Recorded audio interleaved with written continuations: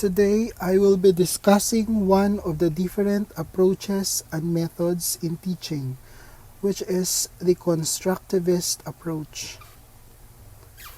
One principle of learning that should guide teaching in the 21st century, emphasized by Linda Darling Hammond and colleagues, is that students come to the classroom with prior understandings and experiences, and to promote student learning, teachers must address and build upon this prior knowledge. Constructivists view learning as an active process that results from self-constructive meanings. A meaningful connection is established between prior knowledge and present learning activity. The constructivist approach is anchored on the belief that every individual constructs and reconstructs meanings depending on the past experiences. They continue reflecting and evaluating accumulated knowledge with an end in view of constructing new learnings. Instructional characteristics. Teaching is not considered as merely transmitting knowledge and information, such as facts and principles, but rather as providing students with relevant experiences from which they can construct their own meaning. Constructivism is anchored on the assumption that the absorption or assimilation of knowledge is somewhat personal, and therefore no two learners can build up the same meaning out of one situation. The teacher's role is to facilitate learning by providing opportunities for stimulating dialogue so that meanings could evolve and be constructed. She guides the students through skillful questioning and appropriate cognition processing. The instructional materials include learning activities and events rather than fixed documents like laws and principles that almost always are learned and questioned and simply recalled.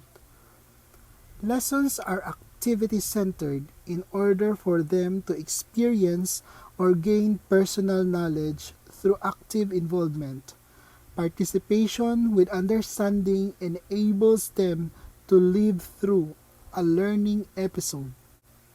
Since this approach emphasizes that learning is influenced by past experiences, here are some suggestions on how the students can acquire meanings.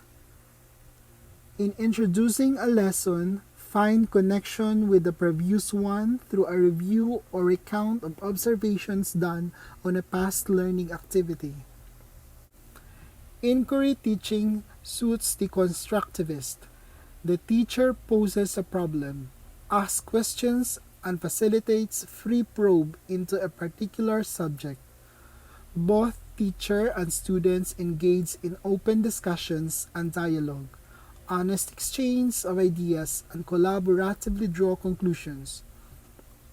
Reflection is an important activity, wherein the learner recaptures an experience, thinks about it, and evaluates it. Through an analysis of experiences, new understanding and insights are gained after a learning activity. The teacher must allow time for reflection. Only then will the experience gained be useful in arriving at new interpretations and conclusions. Plan learning activities that will develop critical thinking skills, creativity, and innovativeness, such as performing own experiments and in-depth investigations. Research activities likewise promote the search for new information based in prior knowledge. Since construction and reconstruction of meaning is an active and uniquely individual process, students must be allowed to test their own ideas. Self-discovered information creates more meaningful concepts. Guidelines for its effective use. Number 1, encourage students to take their own initiative in undertaking a learning activity. A strong sense of responsibility for their own learning is developed, It develops self-directed learning. Number 2, respect and accept the student's own ideas. Allow group discussions and free expressions of their own views.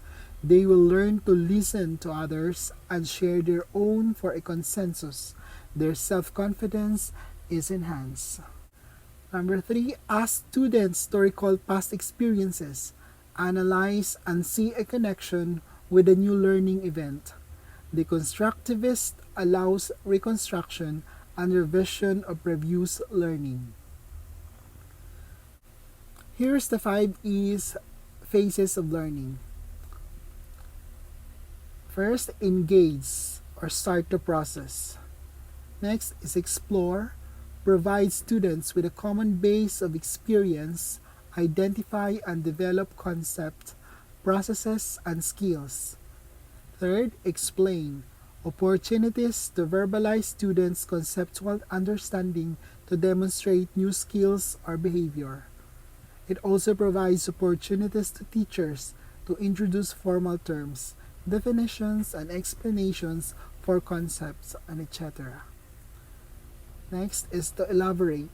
Extend students' conceptual understanding and allows them to practice skills and behaviors. And lastly, evaluate. Encourage learning and assess their understanding and abilities, and let teachers evaluate students' understanding of key concepts and skills development. For example,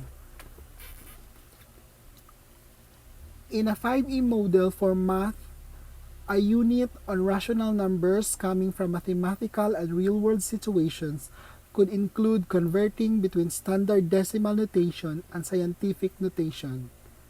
For the first phase, that is engage, students are given cards with rational numbers and asked, where do you think that number should go on a number line? Do you think it could be placed in more than one place?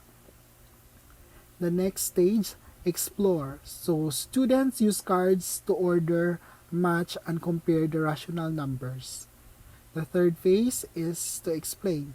The teacher provides examples of times people may use scientific notation. Students practice organizing cards using what they know about scientific notation. And the fourth stage is elaborate. Students try out their new understanding of irrational numbers. And the final stage is to evaluate. Students create a visual representation to organize and display the relationship between sets and subsets of numbers. So the teachers can use the evaluate stage to determine how well students can use scientific notation and convert numbers in scientific notation to standard decimal notation. Experience alone may not result in learning. It is a recall and objective evaluation that results in new understanding. I will be presenting a video from YouTube that could help us and further understand the concepts of constructivist approach.